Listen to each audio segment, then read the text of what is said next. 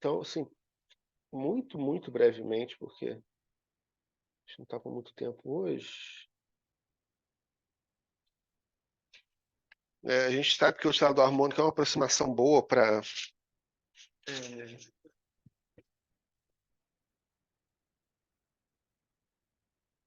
Vai setando isso aqui enquanto eu faço isso. É uma boa aproximação para quase todo tipo de oscilador, justamente aquele que o primeiro termo par não for um termo quártico ou de ordem superior, vai ser bem aproximado para um oscilador harmônico. Né? O oscilador harmônico, a gente pode integrar a equação para ver, uma vez, para ver que tem uma quantidade conservada, que a gente costuma chamar de energia, e a gente pode transformar esses sistemas de uma equação de segunda ordem em dois sistemas, em um sistema com duas equações de primeira ordem, que define trajetórias no espaço de fase, muito parecido com o que a gente fez com os zumbis. Essas trajetórias são essas elipses, bonitinhas, então essencialmente a gente tem uma coisa muito parecida com o modelo de Lotka-Volterra, por essencialmente as mesmas razões. O modelo de Lotka-Volterra, de dinâmica populacional, você pode escrever ele como equações hamiltonianas para um hamiltoniano abstrato bem definido. Então tem 5 limites nesse caso. Mas eu posso ainda imaginar o caso em que eu tenho um pêndulo que é bem aproximado para pequenas oscilações pelo oscilador harmônico. Então, se eu defino as minhas quantidades como o deslocamento do pêndulo e o momento do pêndulo, nesse caso, o deslocamento angular e o momento angular, eu tenho para pequenas oscilações, as nossas elipses tradicionais, elas são distorcidas à medida que o pêndulo começa a subir muito. E tem uma trajetória limite, que é aquela em que o pêndulo ele sobe, fica parado na vertical e cai novamente. E ela separa entre 3 regimes: o regime em que eu tenho as oscilações, o regime em que o pêndulo fica dando voltas no sentido do ponteiro, dos ponteiros do relógio, e aquele que ele dá volta no sentido oposto. E quando a gente faz a análise de pontos fixos, a gente vê que a gente tem 2 pontos fixos aqui. Um que é o ponto central, que é a origem, é o ponto em repouso, é um ponto fixo que vai ser por um pouquinho de dissipação estável, e um ponto de sela, um ponto em que em uma direção eu tenho uma atração e em outra direção eu tenho uma repulsão. Então, essencialmente, minha partícula ela vem nessa direção e vai para cá, ou ela vem nessa direção e vai para cá. E o ponto sela, como tipicamente pontos selas fazem, ele separa os vários regimes de interesse. Se eu coloco formalmente um pouco de atrito nesse sistema, então, eventualmente, eu sei que meu sistema vai, exceto se ele estiver naquele ponto de equilíbrio instável, que ele está na vertical, ele vai eventualmente atingir a origem, ele vai ficar em repouso. Ora, se eu coloco nesse eixo horizontal a minha coordenada angular, e no eixo vertical a derivada da coordenada angular, a velocidade, o momento angular, eu posso abstrair o fato de que a variável angular é periódica e simplesmente colar cópias desse atrator um do lado do outro. E o que a gente vê é que a gente tem agora um conjunto infinito de atratores nesses pontos que são múltiplos, cujo ângulo é múltiplo de π, e de 2π, e outro número infinito de pontos Cielo quando o ângulo é um múltiplo ímpar de π, né? π, 3π, por aí vai. E aí a gente vê essas trajetórias vermelhas e azuis como sendo aquelas que coincidem no ponto sela. As trajetórias vermelhas são as trajetórias correspondentes à direção repulsiva do ponto sela, as azuis correspondentes à direção atrativa do ponto sela. E o que a gente vê é que as linhas azuis elas segmentam o meu espaço de fase em várias regiões que a gente chama de bacia de atração.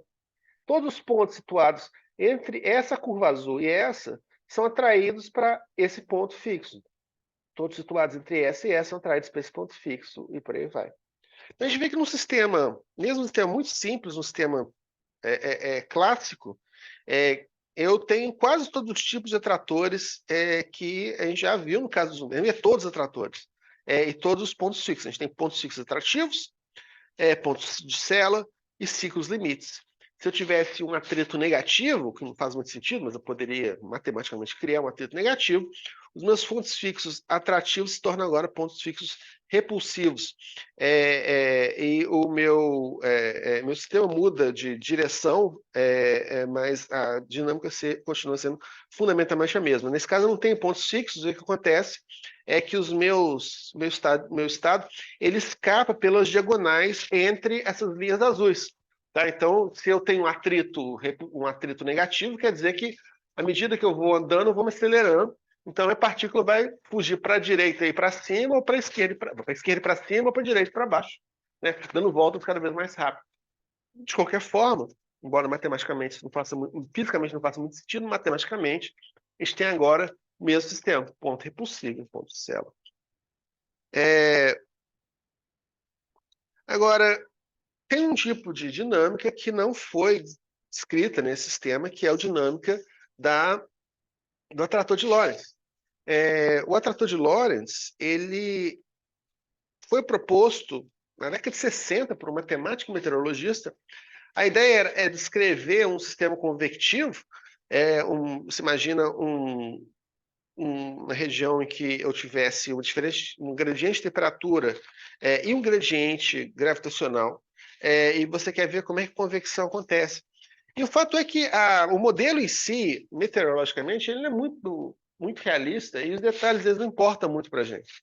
O que importa foi que o Lorentz fez, foi que ele começou a ver essas trajetórias muito diferentes do que ele esperava, de trajetórias periódicas ou pontos fixos, que é o que se conhecia na época.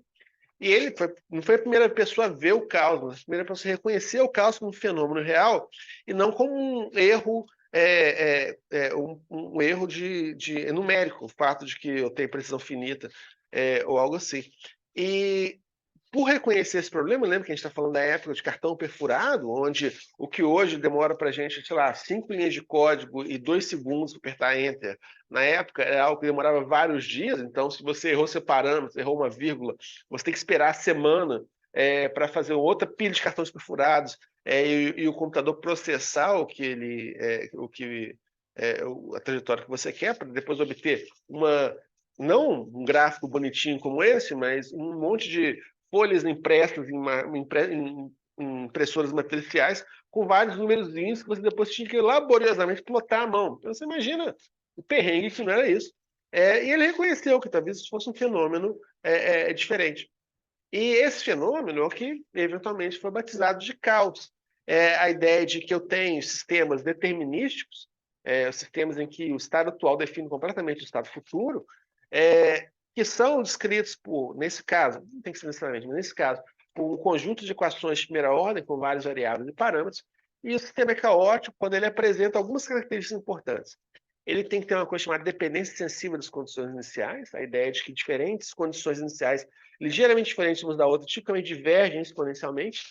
Ele tem que ser denso em algum espaço de fase, ele tem que, essencialmente, ter uma região de espaço em que qualquer vizinhança, qualquer ponto dessa região de espaço não necessariamente pertence ao atrator caótico, chamado atrator estranho também.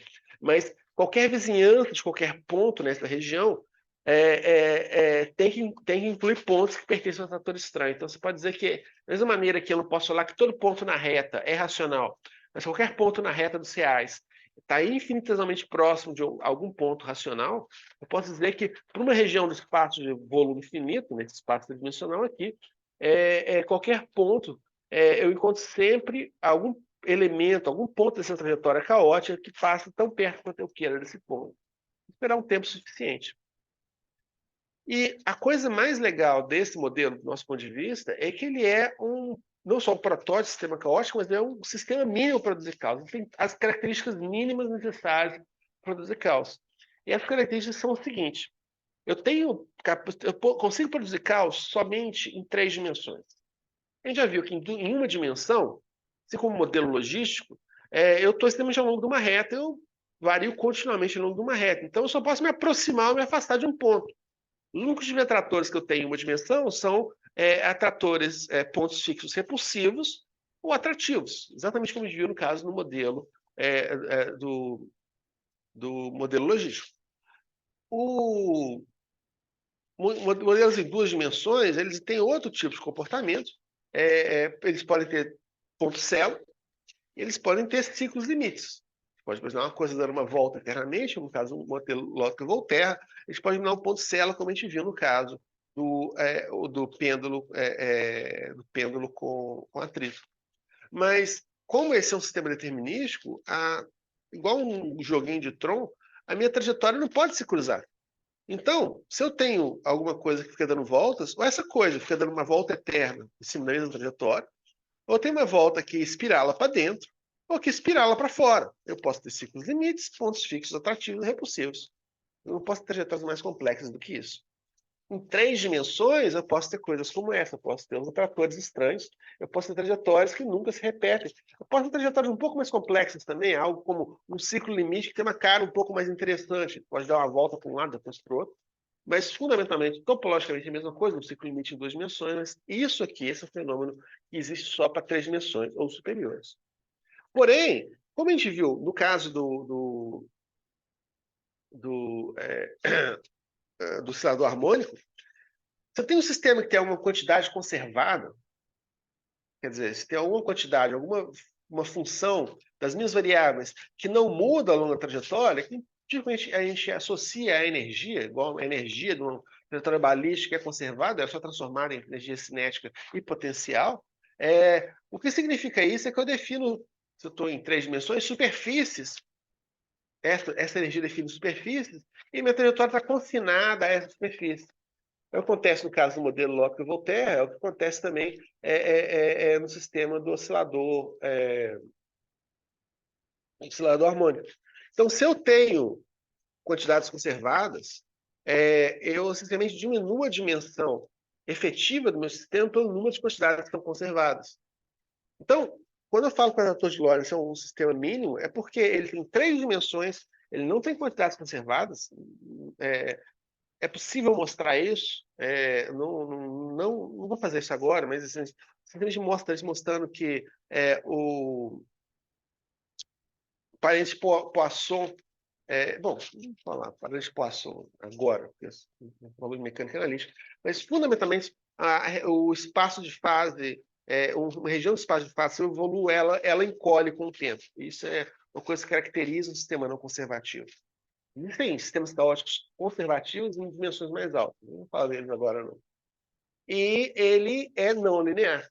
Sistemas lineares não podem produzir caos. Sistemas lineares são aqueles em que a derivada das variáveis são mediadas por uma matriz com as variáveis.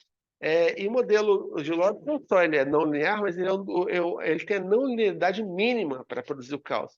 A não linearidade ele é quadrática, são termos cruzados entre as 3 variáveis. Eu tenho exatamente 2 termos cruzados, são esses aqui. O termo em xz e o termo em xy. E eu preciso desses 2 para acoplar, porque eu tenho 3 variáveis, então cada termo cruzado acopla uma variável com a outra, como se eu estivesse tentando fazer uma rede conexa com 3 pontos. Eu tenho ponto x, y, z. A maneira mais econômica de fazer isso é fazer só 2 conexões no forma de um lambda, né? Que é o que a gente faz aqui. Se você colocar outras conexões, você pode reter o caso, mas elimina qualquer uma delas, você elimina o caso, na verdade, separa, você pode ter uma separação de variáveis, que é uma outra maneira de dizer que meu sistema tem uma redução efetiva de dimensões. E eu pedi para vocês calcularem os pontos fixos, vocês calcularam? Tá, então, da mesma maneira que a gente fez nos outros casos, o primeiro ponto de partida para fazer análise da dinâmica desse sistema é estudando os seus pontos fixos e a sua estabilidade. E o que a gente vê imediatamente é que todos os termos eles são quadráticos lineares, então o ponto 0, 0, 0 é um ponto fixo. Né? Calculou os pontos fixos? Tá, e fala o outro, então.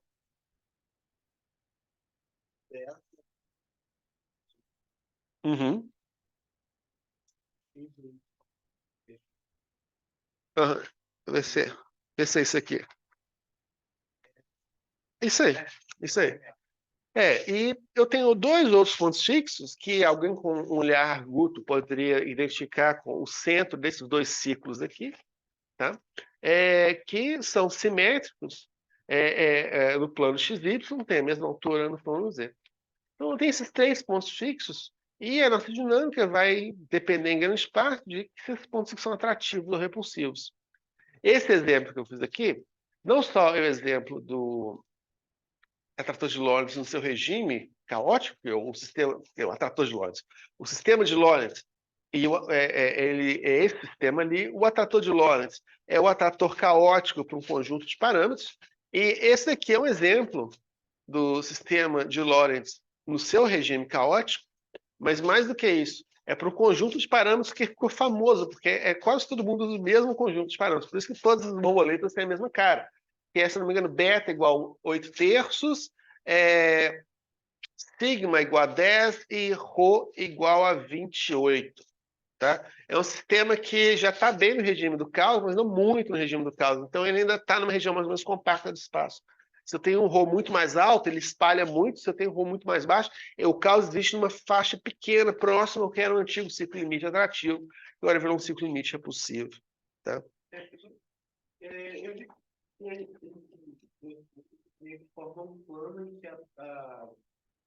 Isso. Pode provar isso. Você não prova porque eles não são exatamente planos, eles são aproximadamente planos. Esse negócio, quando a gente vai falar isso no final da aula de hoje, aquela discussão sobre o lambda, quer dizer, aquela análise para mostrar que o atrator é caótico, que não existe nenhum ciclo atrativo de qualquer ordem, ele depende do fato de eu ter uma trajetória do tipo x de t mais 1, função de x de t, que tem um formato de uma tenda, né? Só que essa trajetória é empírica, mas se você olha com cuidado, ela tem uma pequena grossurazinha, porque não é exatamente não tem uma dimensão zero essa espessura. Então isso é só aproximadamente verdade. Mas é uma aproximação bastante boa. De fato, se eu coloco um voo muito grande, quanto mais na direção desses tipos eu estou indo, mais próximo do plano eu fico. Tá? Deve ter alguma demonstração que assintoticamente me aproximo de algum plano aqui, que inclui os pontos fixos, mas eu nunca fiz essa demonstração, mas deve ter uma maneira de fazer isso. Tá? Em termos de estabilidade, a gente tem aqui, primeiro, o caso mais simples, que é o caso em que o Rho é bem pequenininho. Bom, aqui, aqui eu devia ter colocado beta e Rho, mas não tinha letras gregas no meu nesse aplicativo. Mas uma coisa que fica bastante clara aqui é que se eu estou querendo me limitar ao octágono não, né? É o quadrante, octângulo positivo, quer dizer, com x, y, z positivos, claramente, esses pontos fixos aqui só existem nessa região positiva se R é maior do que 1. Se R é menor do que 1, esses pontos fixos estão numa região que é proibida. Mas é mais do que isso. É possível mostrar que esse sistema ele é incapaz de atravessar, ele tem todos os valores x, y, z positivos, ele é incapaz de atravessar as paredes x, y, z positivos. Isso é uma coisa bastante comum nesse tipo de modelo. O que você vê é que o chão é lava, as paredes são lava. Tá? Então, se eu... Oi? Hã? Se Z for negativo?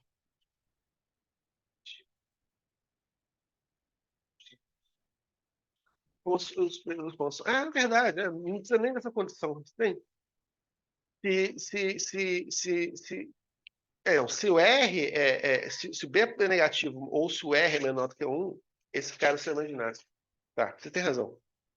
Em vários sistemas, eu tenho pontos fixos que continuam tendo valores reais, mas eles agora são negativos. Mas agora o chão é lava. Então, se eles têm valores negativos, eu começo com potencial positivo, eles nunca podem chegar naqueles pontos fixos. Então, tem que ter algum outro atrator no meu sistema, então o sistema tem que explodir.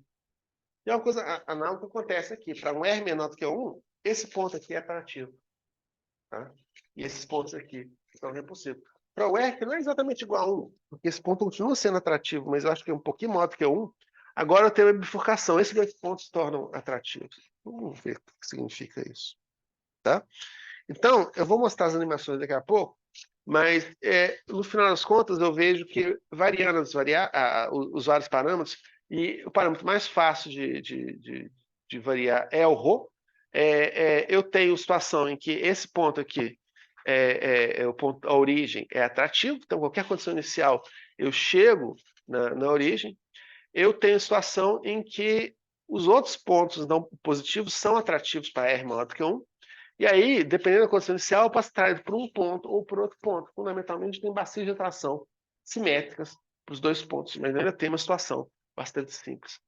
E eu não fiz, isso aqui é a simulação que eu fiz, eu não fiz na minha simulação ainda, porque esses pontos são muito delicados e eu tinha que dar aula, então não consegui terminar de plotar, mas fundamentalmente, se eu vario o ρ mais um pouquinho, eu começo a ter ciclos limites que ficam orbitando em volta dos dois pontos fixos.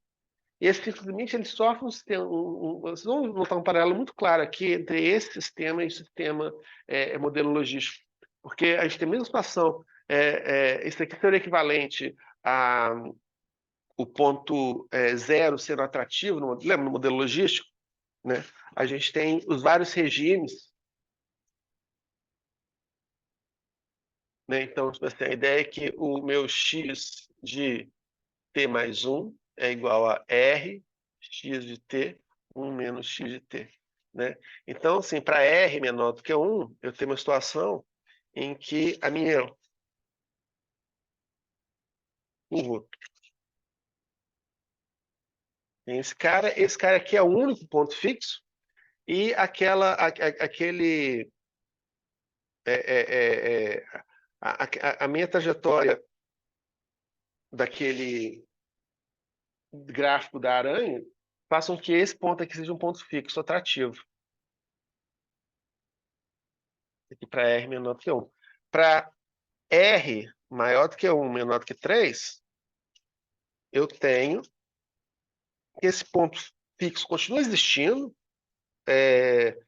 mas ele é um ponto fixo agora repulsivo, e esse aqui é um ponto fixo atrativo. Né? Então, meu diagrama de aranha vai ser atraído por aqui. Então, esse aqui é um ponto fixo atrativo. Nota que, no caso anterior, o outro ponto fixo não existe. Igual esses dois pontos fixos aqui não existem no volume dos reais. E para um sistema onde o R é menor do que 3, né? Eu não lembro qual que é o regime, mas menor do que 3,4, alguma coisa assim. Então, a gente tem isso em algum lugar. O que eu tenho é um ciclo limite de período 2. Eventualmente, um ciclo limite de período 4 vai aparecer. Né? Uma coisa assim. E, eventualmente, eu vou ter o caos. Então, eu começo com origem como ponto fixo atrativo, depois ela vira um ponto fixo repulsivo, eu tenho um ponto fixo positivo como ponto atrativo, depois eu tenho ciclos limite de ordem 2, 4, 8, 32, depois eu tenho o caos. E é uma coisa muito análoga aqui. Eu tenho a origem como ponto fixo atrativo, depois ele vira repulsivo, eu tenho esses dois pontos simétricos como pontos fixos atrativos, depois eu tenho o regime que eu tenho um ciclo limite que dá uma volta em torno dos dois pontos, depois ele dá tipo dois loops em volta dos dois pontos, 8, 16 e tudo mais. Mesmo que eu varie meu parâmetro, eventualmente eu tenho caos. Né? Hã? Obviamente, variando o beta e o sigma, você também pode mudar, modular esse tipo de comportamento, mas variando o rho é suficiente para você obter todos os tipos de comportamento relevantes para você. Tá? Isso, nós vamos fazer isso com cuidado aqui agora mesmo. Eu quero só mencionar duas coisas importantes aqui. A primeira delas é que, assim como no caso do modelo logístico, eu posso encontrar regimes em que meu sistema ele deixa de ser caótico. Então, quando o ρ é igual a 100,5, se eu não me engano, eu encontro um ciclo de período 4 aqui dentro. Eu, de novo, não consigo fazer isso rodar aqui, mas assim, ele é um ciclo atrativo e assintótico. Então, você tem que deixar o sistema rodar tempo suficiente, ele demora um pouco para convergir. Ele encontra um ciclo limite período 4, depois depois ele volta para o caos. Então, assim, eu posso dar um diagrama muito parecido em função do ρ, para tentar entender se eu tenho pontos fixos, ciclos 2, 4, 8, 16 caos, ou o que é que seja, eu vou ver qualitativamente a mesma coisa. À medida que eu vario o parâmetro, eu vou passando por todos esses regimes, chego no caos, e dentro do regime caótico eu tenho pequenas janelinhas, que são infinitamente densas, eu consigo encontrar janelinhas tão estreitas quanto eu queira em qualquer região do espaço paramétrico, em que eu volto a ter periodicidade. Tá? Então, são dois tipos de periodicidades que existem dentro do regime caótico. Uma para escolha de parâmetros específicos e outra são ciclos limites que podem ser fixos ou ciclos 2, 4, 8, 16, que continuam existindo, mas agora são repulsivos. Então, esses pontos continuam sendo pontos fixos. Minha condição inicial é em um deles, eu continuo lá. E os ciclos limites não são destruídos também, não. Eu continuo tendo ciclos limites, mas agora eles são repulsivos. E, de fato, na transição para o caos, o que você vê é que você tem um ciclo limite que tem o período vai se duplicando, e, eventualmente, essa duplicação, o que era um conjunto finito de trajetórias passando uma região do espaço, vira uma faixa. Então, o caos existe, inicialmente, numa pequena faixinha em volta da trator. É essa região que a trajetória caótica é densa. E à medida que o meu parâmetro aumenta, eu torno a trajetória mais e mais densa. Tá? Então, agora, eu vou ter que passar por uma temática.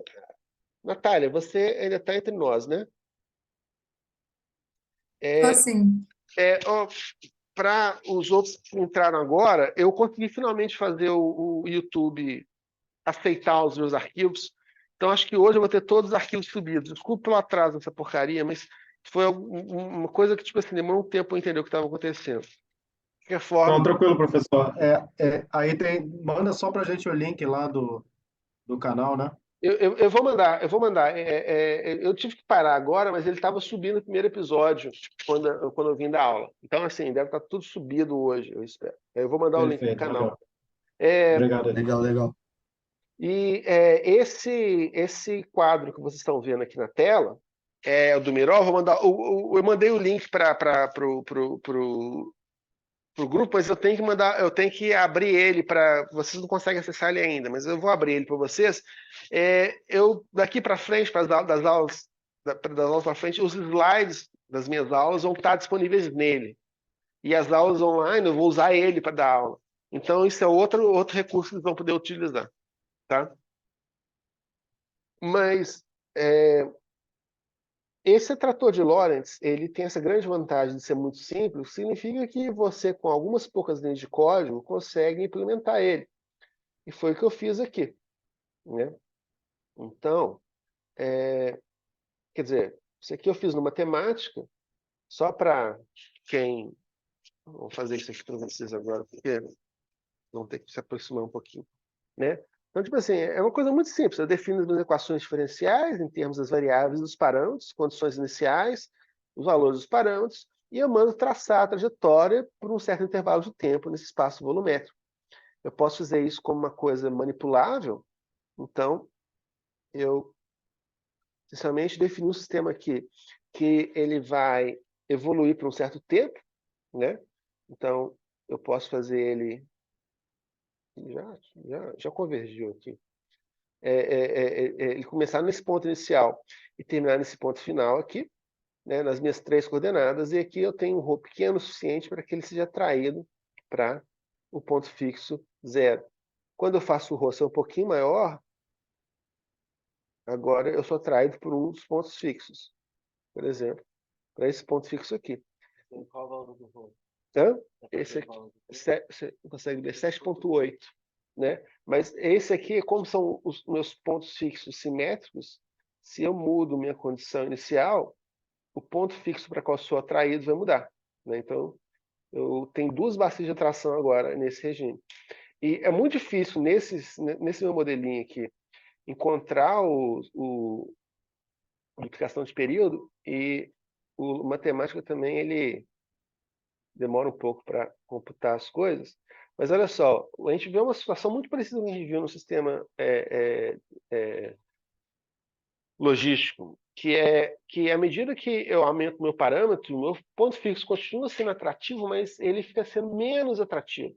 Sabe, o sistema demora para chegar lá, ele fica mais relutante para chegar lá.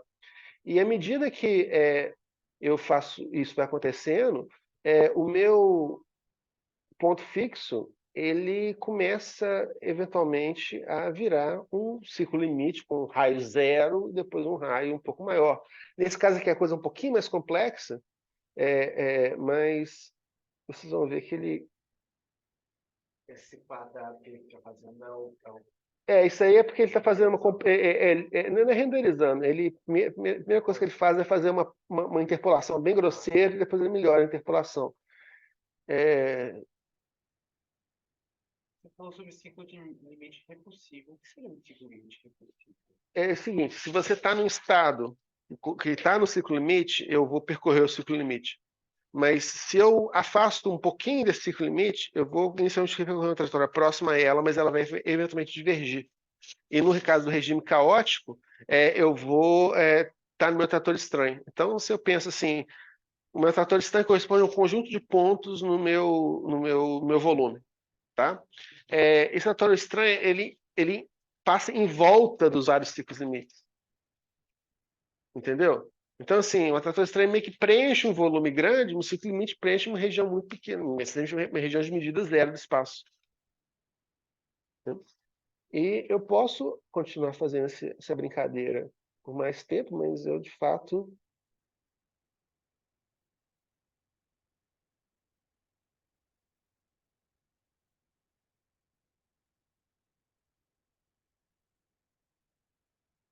o que eu vejo aqui é que o meu. E você nota isso também, que à medida que. Olha só como é que esse atrator aqui, ele está. Eu não sei se esse é um ponto fixo ou um ciclo limite, sinceramente, mas ele está demorando muito, muito para atingir o equilíbrio, para atingir o ponto fixo.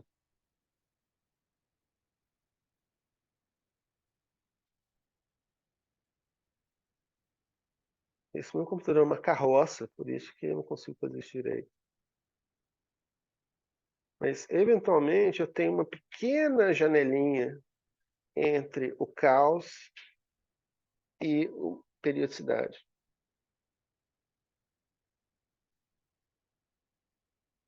Estou querendo encontrar aqui, mas...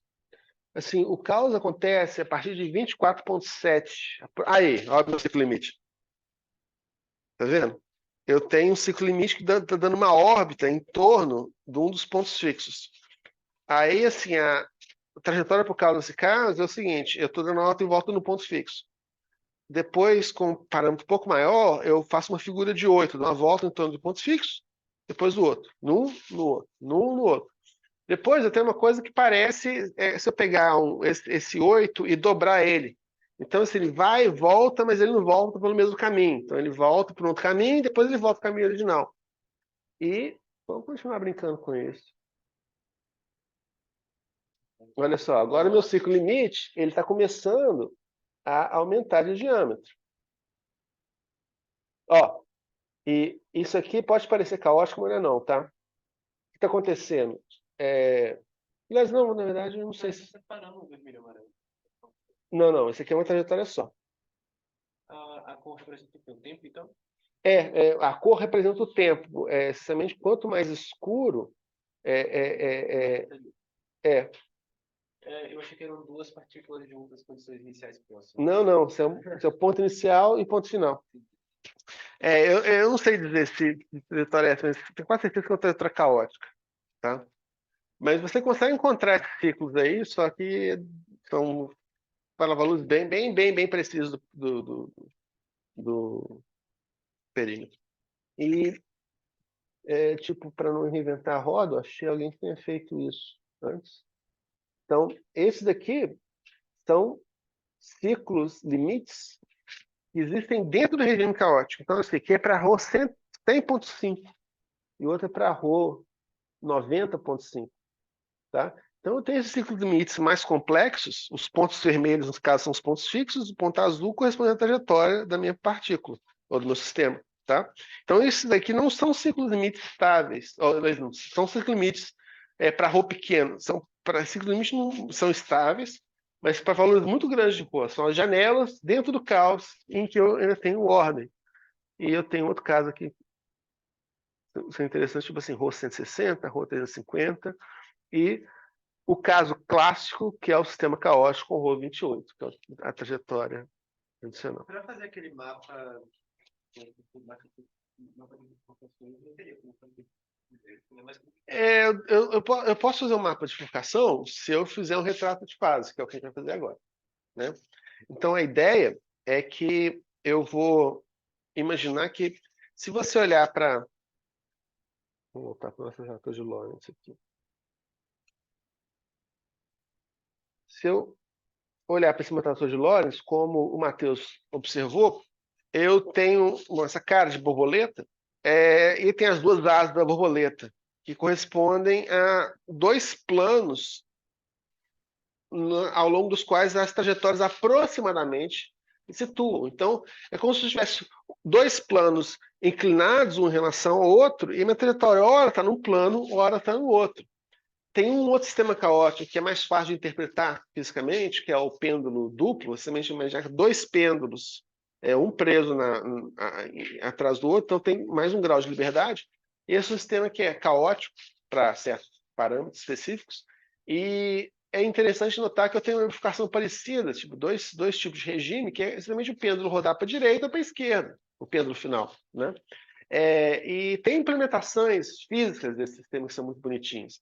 Então, nesse caso, as duas asas da borboleta, no caso, tem uma interpretação muito natural. E a dependência sensível das condições iniciais, ela tem uma maneira de ser qualificada de forma mais concreta, que essencialmente eu estou rodando para um lado ou para o outro. Você começa com duas condições iniciais parecidas, elas vão começar a divergir, mas inicialmente elas correspondem a rodar na mesma direção. Na hora que uma começa a rodar para a direita, o outro começa a rodar para a esquerda, eu posso falar que eu tive uma divergência eventual. E aí eu posso tentar computar quanto tempo demora para fazer essa divergência. É uma maneira alternativa de expressar um expoente de Lyapunov. Mas assim, você essencialmente encontra o ponto de divergência. E algo análogo acontece aqui. Eu posso definir esses dois planos aproximados, eu posso dizer que minhas trajetórias divergiram de forma qualitativamente diferente quando uma permaneceu num plano e outra foi para um plano alternativo. Tá? Mas o fato dessas trajetórias serem planares, e elas se tornam mais planar quanto mais próximo eu estou desses dois chifres para Z muito alto, significa que nessa região de Z alto, eu tenho uma trajetória que não é bidimensional, mas é quase bidimensional. Tá? Então, eu posso me perguntar o seguinte: será que eu consigo reduzir a dimensão efetiva que eu vou usar para descrever esse meu sistema? E a resposta é aproximadamente sim. E esse foi a grande sacada do Lorentz, tem a grande contribuição teórica do Lorentz. Quando eu só encontrar uma trajetória que parece ter essas características do caos, mas mostrar que essa trajetória não corresponde, por exemplo, a um ciclo limite de período de 350 mil. Esse é realmente um sistema que é aperiódico. Eu esqueci de falar isso, mas é a terceira característica do caos, além de ser denso, de ter uma dependência de condições iniciais, é que ele é aperiódico. Ele nunca vai se repetir, pelo menos qualitativamente. Obviamente, numericamente, ele vai ter que se repetir, porque existe um número finito de números que o meu computador é capaz de representar. Então, vai chegar uma hora que a diferença da minha trajetória com o ponto anteriormente, que eu passei anteriormente, vai ser menor do que o menor número que o meu sistema é capaz de representar. Então, aí eu vou voltar para a minha trajetória original, mas isso é um artefato computacional. E como é que o Lawrence mostrou isso? Ele mostrou isso, e acho que eu vou tentar desenhar isso aqui, porque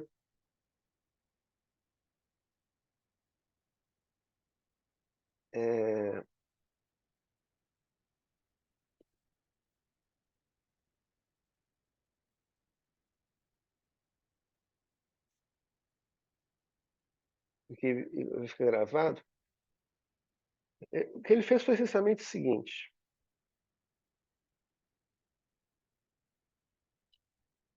ele, cara, eu vou tentar desenhar um trator de Lorentz com o meu dedo.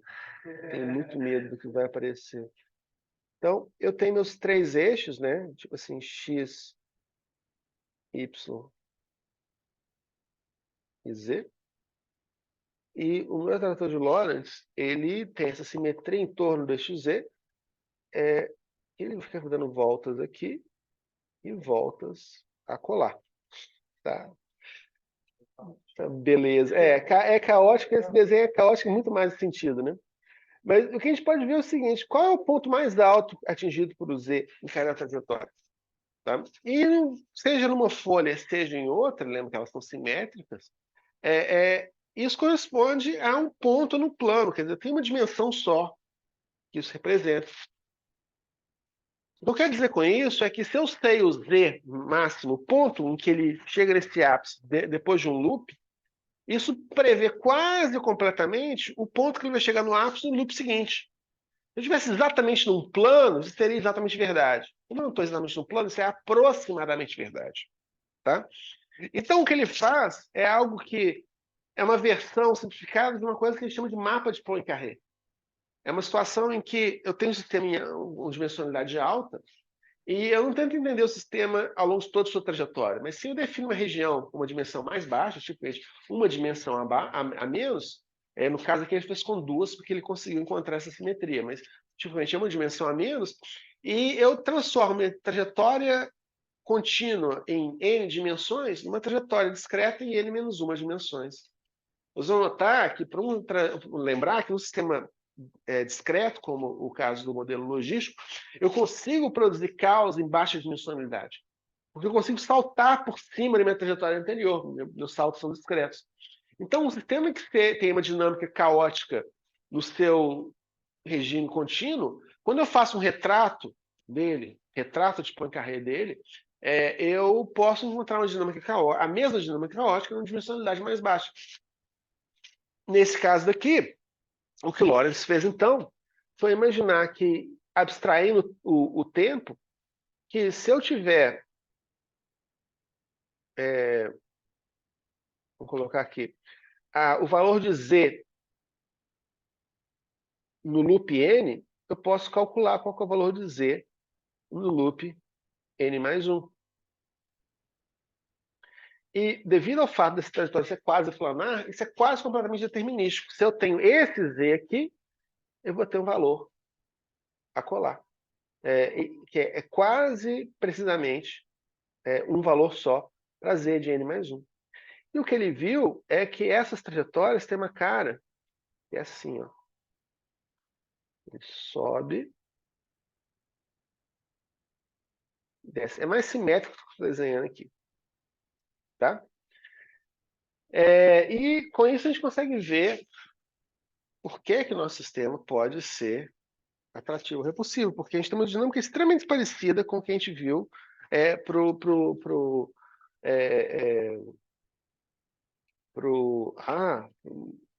modelo logístico. Dependendo do ρ, essa tenda ela pode ser mais alta, o ápice da tenda pode ser mais alto ou mais baixo. Você se lembra que quando a gente estava olhando a minha simulação, que quanto mais alto o ρ, mais altos ficavam os pontos fixos, atrativos ou repulsivos, quer dizer, as asas do borboleta começam a subir. Então, é intuitivo, de fato, é fácil ver que esse ápice aqui, ele é tão mais alto quanto mais alto for o ρ. Então, se eu tiver inicialmente um ápice bastante baixo, vamos apagar isso aqui e desenhar de novo, se eu tenho esse ápice bastante baixo, se minha tenda tem essa cara daqui, eu posso desenhar a reta que corresponde ao z de n mais 1 igual ao z de n. Isso não prova, matematicamente, que eu estou achando um ponto fixo, mas é uma condição necessária para que eu tenha um ponto fixo. Tá? Então, o que eu vejo aqui é que a única situação em que eu posso ter um ponto fixo é quando z é igual a zero. A gente sabe que isso é um ponto fixo. Então, para uma tenda baixa o suficiente, eu tenho esse meu ponto fixo. Agora, se eu tenho um z um pouquinho mais alto, eu vou usar aqui... Vou usar um negócio mais grosso. Não, não é isso que eu quero, não. Eu não quero repetir cores, é isso que eu quero falar. Se eu tenho um Z um pouquinho mais alto, assim, por exemplo, agora eu posso ter uma situação, eu tenho isso aqui. Tá? Esse caso daqui, eu vou ter, esse ponto aqui tem uma derivada que é sempre modo. Vocês vão se lembrar, eu espero, que um ponto fixo que corresponde a um cruzamento dessa curva azul com a linha verde, ele é atrativo, ele é um ponto fixo quando eu tenho o cruzamento dessas linhas, dessas curvas. E esse ponto é atrativo se a derivada é menor do que 1. Em modo, é repulsivo se a derivada é maior do que 1. Então, aqui, nesse caso daqui, olha só, agora eu tenho ponto fixo, dois pontos fixos aqui, tá? Mas a derivada aqui ainda é menor do que 1. Então, esse ponto fixo aqui é o ponto fixo atrativo. E se eu tenho agora um Z ainda maior,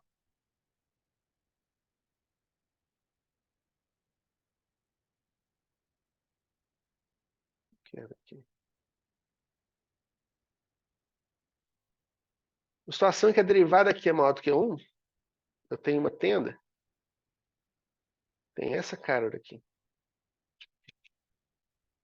Mas olha só que legal. Essa tenda, ela tem em módulo a sua derivada sempre crescente até chegar nesse ápice, depois decrescente até chegar aqui embaixo. Ela é simétrica, não preciso desenhar ela bem, mas ela é simétrica. Se a derivada aqui é maior do que 1 em módulo nesse ponto, ela vai ser maior do que 1 em todos os pontos dessa tenda. Então, esse ponto fixo necessariamente é um ponto fixo repulsivo. Tá? E aí você pode imaginar, e o, os ciclos 2, 4, 8, 16? Ora, para pensar dessa forma, eu tenho que pensar numa condição de o que define um ponto ser atrativo ou repulsivo. Tá? Então, a ideia é que a derivada é menor do que 1. Então, se meu ponto fixo é atrativo, significa que z de n menos 1 derivado em função de z de n se essa derivada é menor do que 1 em módulo, o ponto é atrativo, senão ela é repulsivo. Agora, como é que eu defino se um ciclo de período 2 é repulsivo ou atrativo? Ora, eu tenho que plotar. Não, né? Tem que plotar z de... Não, vou apagar isso aqui, fazer isso.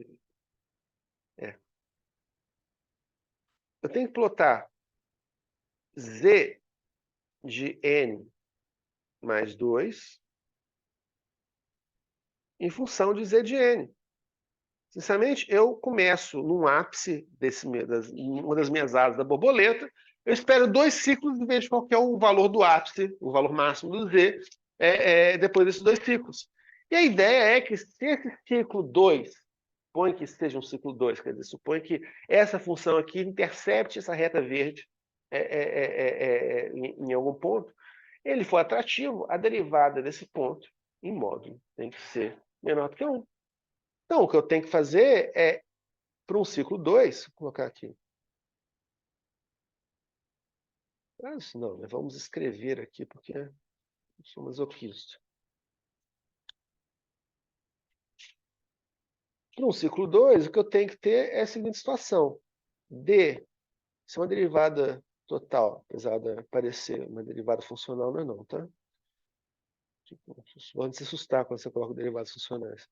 Que essa derivada aqui, D de z mais 2, em função de z de n, isso aqui já é o módulo, que não é.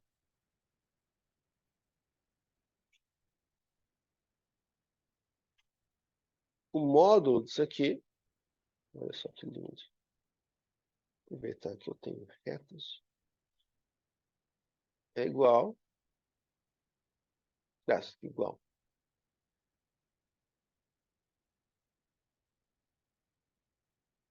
Ele é menor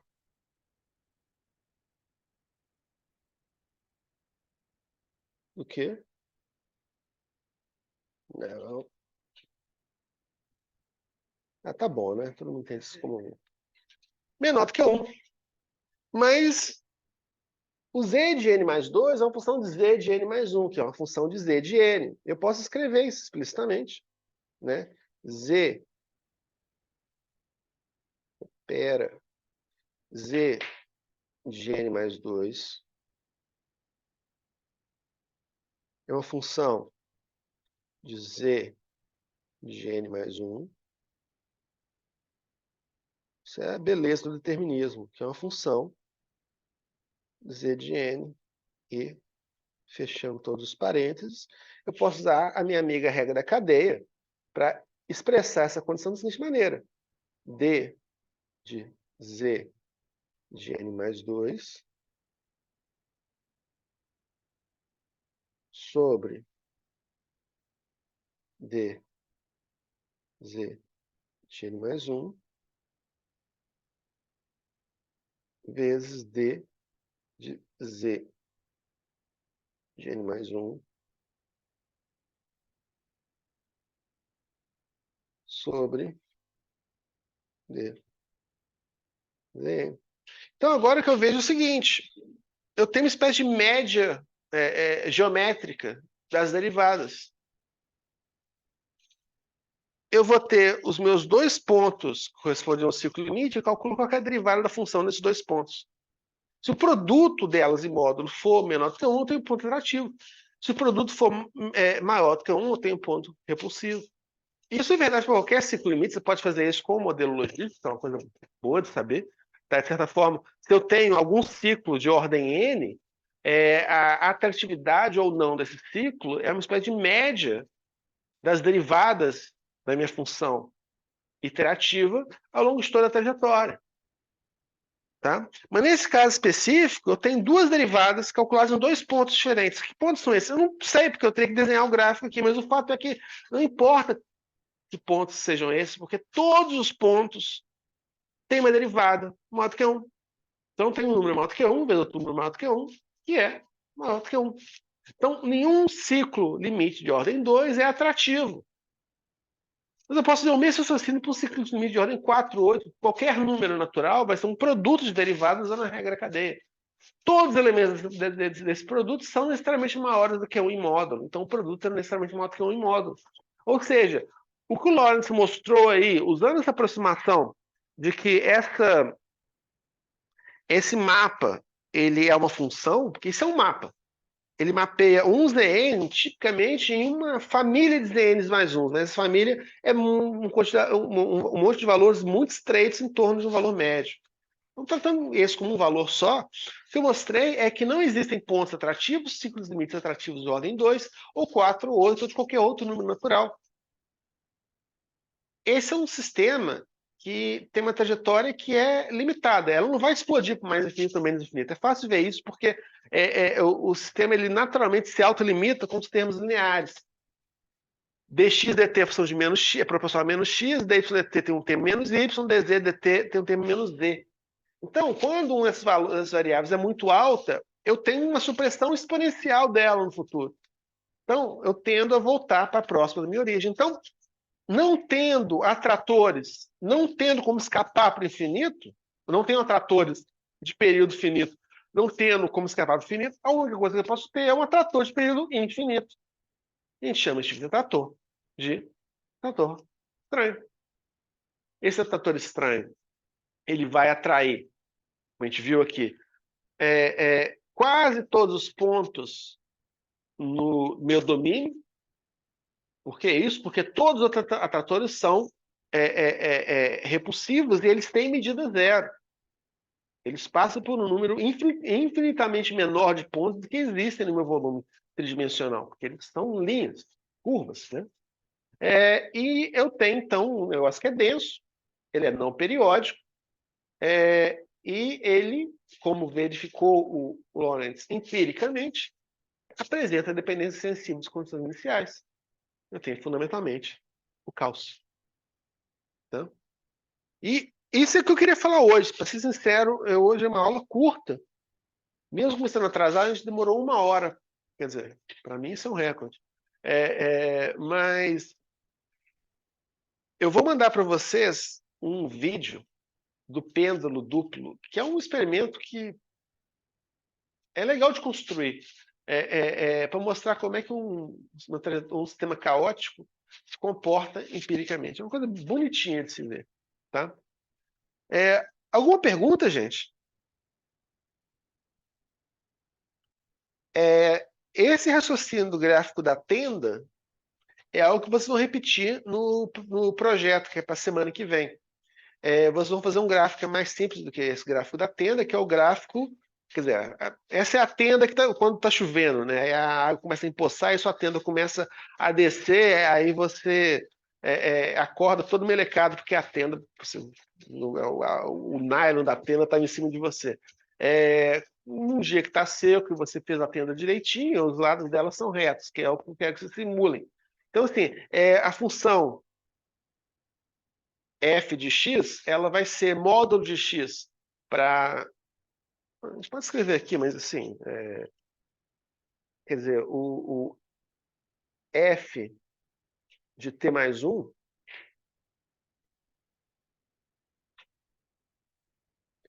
ele vai ser módulo de x para x menor ou igual a meio, e 1 menos módulo de x para x maior do que meio. Quer dizer, eu vou ter... Pera.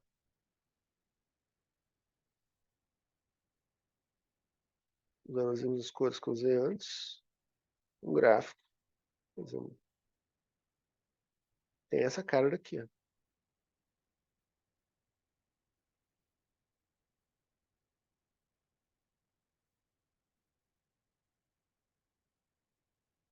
Tá?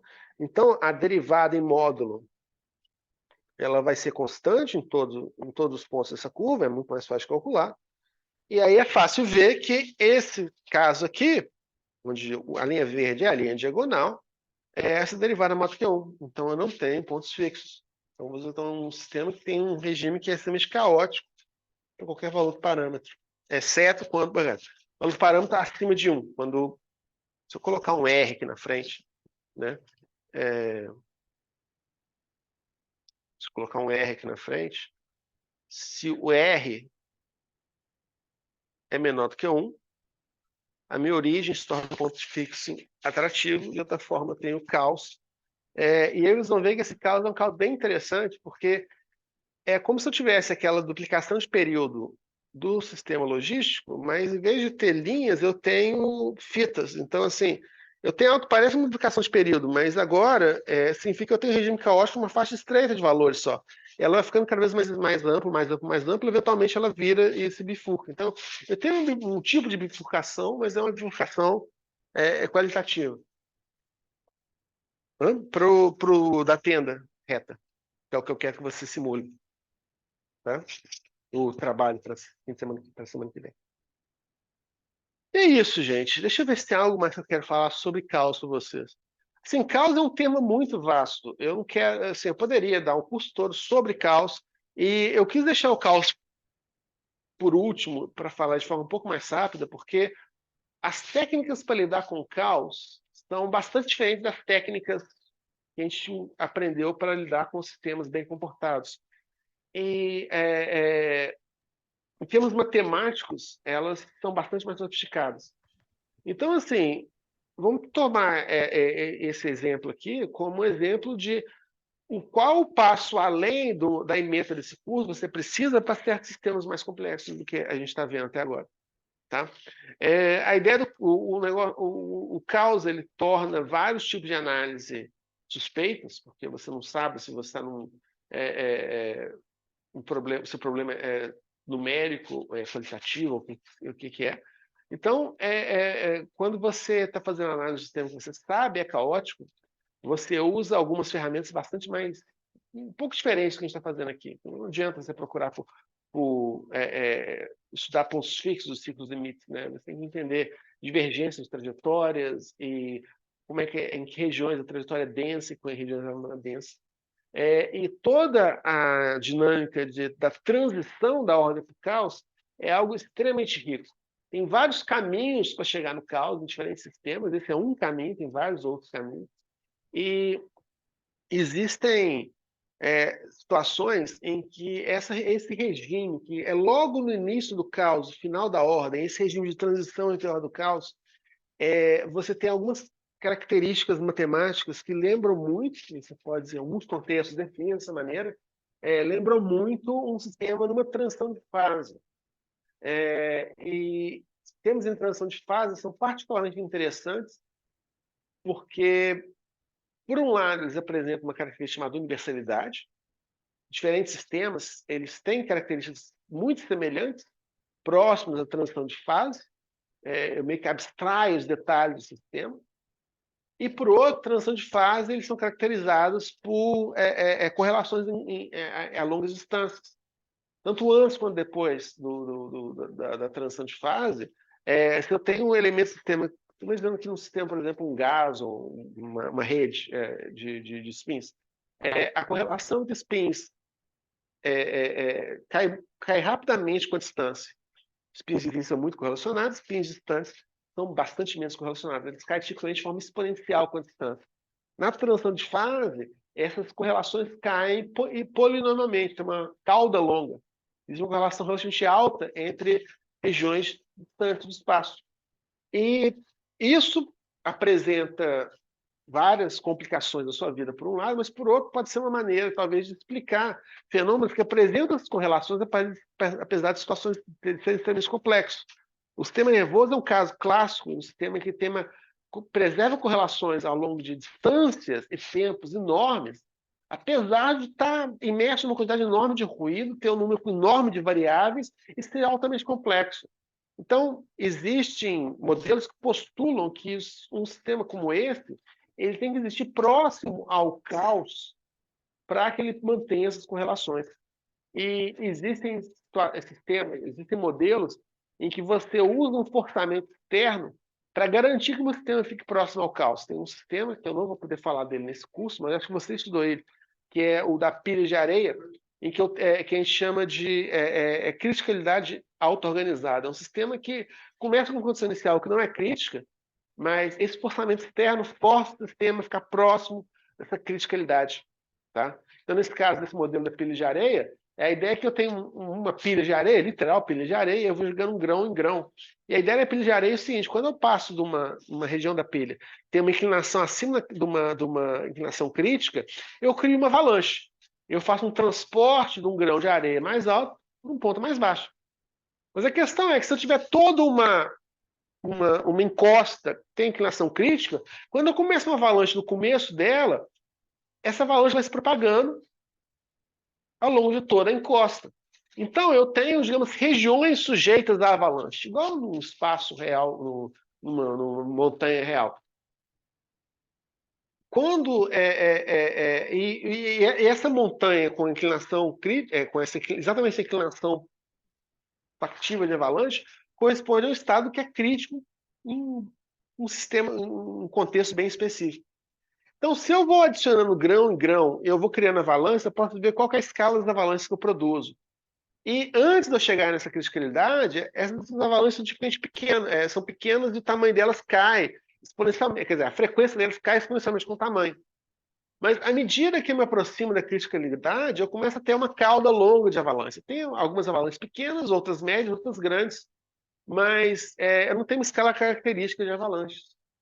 E esse meu sistema, as avalanches vão garantir que meu sistema, com esse forçamento externo do grão caindo, vai ser mantido próximo a esse estado crítico, de forma dinâmica, sem nenhum fine-tuning, sem ter que fazer nenhum ajuste fino no meu sistema. E esse tipo de descrição em termos de avalanche, ele talvez, segundo o Mário, né, ele talvez descreva estados cerebrais, atividades cerebrais, ele talvez descreva terremotos reais, porque terremotos também apresentam, a gente vai ver isso no próximo módulo, terremotos apresentam também essa falta de escala característica. Se eu pego a escala Richter, que é uma escala logarítmica, terremotos de escala 8 acontecem, tipo, eu não lembro qual é o número, mas acho que são 6 vezes, com 6 vezes menos frequência que terremotos de escala 7. São 6 vezes menos frequência que terremotos de escala 6, que 5, 4, 3, 2, 1. Então, assim, eu tenho terremotos menores, são mais frequentes, mas eu não tenho uma escala característica de terremotos. Esperar tempo suficiente, eu tenho terremotos de escala 9 até 10. E, de fato, se eu pego um gráfico da intensidade do terremoto em função do tempo, se eu mudo a minha escala de tempo, eu mudo a minha escala da intensidade, eu não sou capaz de saber se eu estou lendo um gráfico de dias, anos ou séculos. Porque estatisticamente a distribuição é a mesma. Só mudando a escala de um e outro, porque ela não tem uma escala característica. E esses sistemas no limite entre a ordem e o caos, com um forçamento que induz uma criticalidade auto-organizada, eles têm caracteristicamente uma distribuição em lentipotência, portanto, sem escala característica, desses eventos catastróficos. Então, escala pode traduzir a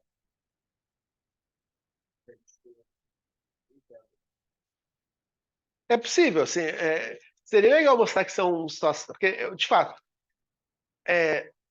sulcos e giros corticais não têm uma escala característica, que a gente provou no nosso último paper. Então, assim, a princípio, você tem dobras em todas as escalas possíveis.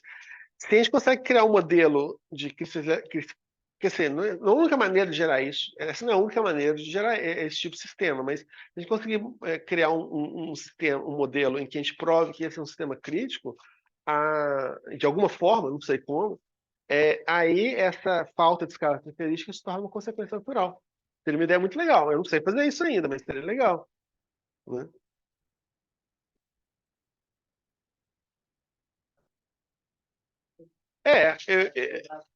É, eu acho que assim, nesse contexto, você teria tipo uma situação que seria a ordem, que seria tipo um córtex lisencefálico, né? O caos, que seria um córtex dobrado de forma meio aleatória, quer dizer, com uma espessura variando de formas arbitrárias e tudo mais, e o regime entre um e outro, que é o regime que a gente observa, que é o regime fractal.